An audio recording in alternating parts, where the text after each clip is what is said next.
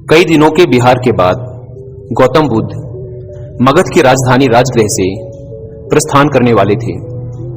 लोगों को जब यह पता चला तो वे उनके लिए भेंट आदि लेकर उनके दर्शनों के लिए आने लगे।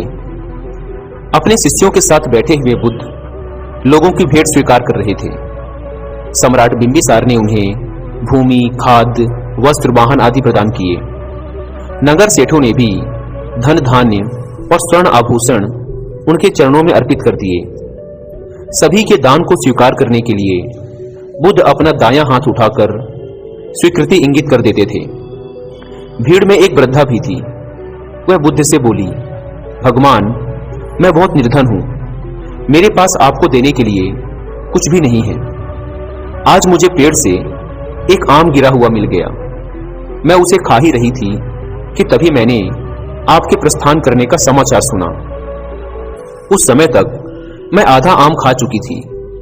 मैं भी आपको कुछ अर्पित करना चाहती हूं, लेकिन मेरे पास इस आधे खाए हुए आम के सिवा और कुछ भी नहीं है। इसे ही मैं आपको भेंट करना चाहती हूं। कृपया मेरी भेंट स्वीकार करें। वहां उपस्थित अपार जन समुदाय, राजा महाराजाओं और सेठों ने देखा कि भगवान बुद्ध अपने आसन से उठकर नीचे आए और उन्होंने दोनों हाथ फैलाकर वृद्धा का आधा आम स्वीकार कर लिया। सम्राट बिंबिसार ने चकित होकर बुद्ध से पूछा, भगवान, एक से बढ़कर एक अनुपम और बहुमूल्य उपहार तो आपने केवल हाथ हिलाकर ही स्वीकार कर लिए, लेकिन इस बुढ़िया के जूठे आम को लेने के लिए आप आसन से नीचे उतरकर आ गए। इसमें ऐसी कौन सी विशेषता है? बुद्ध मुस्कुराकर बोले, इस वृद्धा ने मुझे अपनी समस्त पूंजी दे दी है। आप लोगों ने मुझे जो कुछ भी दिया है वह तो आपकी संपत्ति का मात्र एक छोटा सा हिस्सा है, और इसके बदले में आपने दान करने का अहंकार भी अपने मन में रखा हुआ है। इस वृद्धा ने मेरे प्रति अपार प्रेम और श्रद्धा रखते हुए मुझे सर्वस्व अर्पित कर दिया है। फिर भी इसके मुख पर कितनी नम्रता और करुणा है। इसलिए इस स्त्री का दान आप सभी लोगों के द्वारा दिए गए दानों में सर्वश्रेष्ठ है। समाज में अधिकतर लोग दान केवल इसलिए करते हैं ताकि उनको प्रसिद्धि मिल सके और उनके मन के अंदर बड़े और धनवान होने का जो अभिमान है उसे संतुष्टि मिल सके।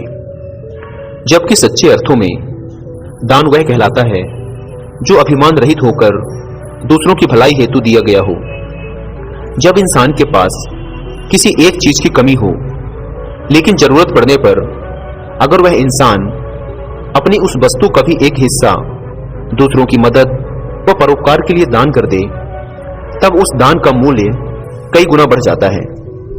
क्योंकि अतिरिक्त पड़ी वस्तुओं का बंटवारा दान नहीं कहलाता, जबकि वो वस्तुएं जिनकी आपको भी जरूरत है और वे आपके पास सीमित मात्रा में है, लेकिन तब भी आप उन्हें दूसरों की मदद के लिए प्रस्तुत कर देते हैं, तो आप सच्चे अर्थों में एक दानी व्यक्ति